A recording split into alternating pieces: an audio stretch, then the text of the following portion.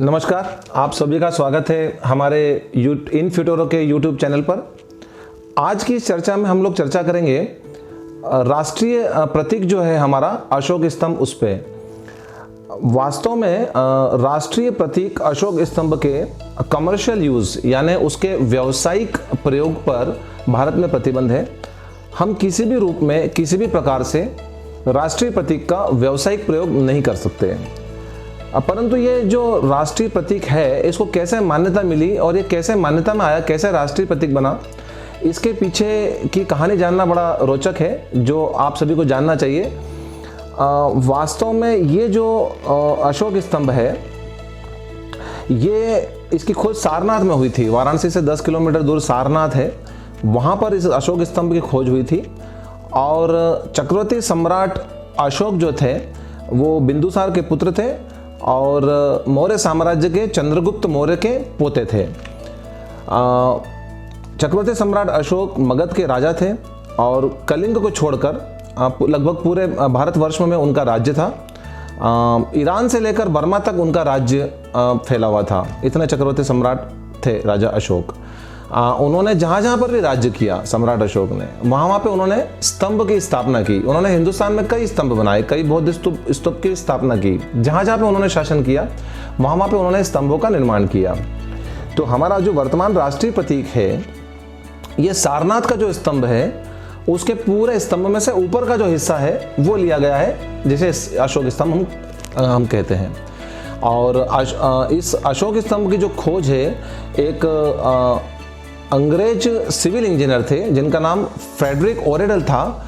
उन्होंने 1905 में इस अशोक स्तंभ की खोज की थी। फिर खोज करने के बाद में हमें आज़ादी मिली।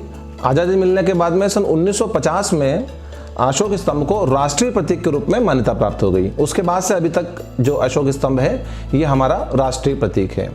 अब जैसा कि हमने चर्चा करी कि जो अशोक स्तंभ जो अभी राष्ट्रीय प्रतीक है हमारा, ये कुछ पूरे स्तंभ के ऊपर का भाग है और उसके बीच में अगर आप देखेंगे तो अशोक चक्र बना हुआ है। और वो अशोक चक्र हम लोग हमारे तिरंगे के बीच में जो चक्र बना हुआ है वो इस चक्र का ही रूप है। और हमारे राष्ट्रीय प्रतीक के नीचे अगर हम देखें तो लिखा हुआ है सत्यमेव जयते। इसका मतलब होता है कि सत्य की सदैव विजय होगी। तो ये अशोक स्तंभ के जो सिंह हैं बेसिकली ये बुद्ध के पर्यायवाची हैं, क्योंकि बुद्ध के पर्यायवाची के शब्द में नरसिंह भी आता है। तो ये वास्तव में बुद्ध का प्रतीक है। और बुद्ध ने अपने भिक्षुओं को चारों दिशाओं में भेजा था कि सर्वजन हिताय और सर्वजन सुखाय का संदेश लेकर आप चारों दिशाओं में जाओ। उन चारों दिशाओं का प्रतीक है ये चतुर्मुख सिंह। जो सिंह है इस अशोक स्तंभ में चारों दिशाओं में देख रहे हैं, और एक गर्जना करते हुए शेर है चारों दिशाओं में। वास्तव में बुद्ध की गर्जना है जो चारों दिशाओं में धर्म का प्रचार करने के लिए जो भिक्षुओं को भेजा था। इसमें यह संदेश है कि सर्वजन हिताय एवं सर्वजन सुखाय। अब इस राष्ट्रीय प्रतीक के दुरुपयोग को रोकने के लिए भारत में एक कानून बना है, राष्ट्रीय चिन्ह के दुरुपयोग के रोकने का कानून 2005। इस कानून में बाद में 2007 में कुछ अमेंडमेंट भी हुए। समय समय पे रूल्स रेगुलेशंस लागू होते रहते हैं और भारत सरकार इसमें अमेंडमेंट करती रहती है। इस एक्ट के हिसाब से, इस कानून के हिसाब से राष्ट्रीय प्रतीक का यदि कोई दुरुपयोग करता है तो उसे 2 साल के कारावास की सजा का भी प्रावधान है। यानी हम किसी भी रूप में किसी भी प्रकार से हमारे राष्ट्रीय चिन्ह का, राष्ट्रीय प्रतीक का दुरुपयोग नहीं कर सकते। कोई भी व्यवसायी, कोई व्यापारी या कोई भी उद्योगपति इस राष्ट्रीय प्रतीक का कमर्शियल यूज नहीं कर सकता है। यानी इसका हम किसी भी प्रकार से व्यावसायिक प्रयोग नहीं कर सकते। इससे मिलता जुलता या इस प्रकार का हम कोई पेटेंट नहीं ले सकते, हम कोई कॉपीराइट नहीं ले सकते, हम कोई ट्रेडमार्क नहीं बना सकते। हम इसको हमारे किसी भी कमर्शियल डॉक्यूमेंट्स के ऊपर व्यक्तिगत प्रयोग के लिए या व्यावसायिक प्रयोग के लिए हमारे किसी भी दस्तावेज पे छाप नहीं सकते।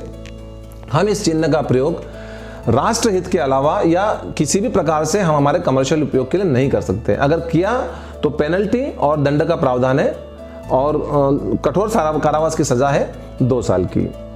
इसमें केवल इसका जो उपयोग है, इसका जो प्रयोग है, केवल भारत सरकार मतलब केंद्र सरकार, राज्य सरकार और सरकारी कार्यालय, सरकारी प्रतिनिधि और उनके दस्तावेजों पर ही हो सकता है। सरकार ने पूरी एक लिस्ट जारी की है कि कौन लोग और किस प्रकार से इस राष्ट्रीय प्रतीक का उपयोग कर पाएंगे। उसके अलावा व्यक्तिगत रूप से इस राष्ट्रीय प्रतीक का उपयोग करना संभव नहीं है और वो गैर कानूनी है। तो व्यावसायिक प्रयोजन के लिए तो इसका उपयोग किसी भी कीमत पर नहीं किया जा सकता और इस चिन्ह को दिखाकर, लगाकर किसी भी प्रकार का कोई कमर्शियल एडवर्टाइजमेंट या व्यावसायिक उद्देश्य की पूर्ति के लिए इसको किसी भी जगह पर उपयोग करना पूर्णतः गैर वैधानिक है और कानून के खिलाफ है। तो राष्ट्रीय प्रतीक हम कभी भी कमर्शियल उपयोग के लिए उसे हम काम में ना लेवें और उसका पूरा सम्मान करें। उम्मीद करता हूँ आपको हमारे राष्ट्रीय प्रतीक के बारे में जो ये महत्वपूर्ण जानकारी मिली है इसे आप ध्यान में रखेंगे और सहेज के रखेंगे और इसी प्रकार के नए अपडेट्स के लिए व्यावसायिक एवं वित्तीय विषयों पे नई जानकारियों के लिए आप हमारे YouTube चैनल से जुड़े रहिए और हमारी वेबसाइट को भी विजिट करिए www.infuturo.in। धन्यवाद।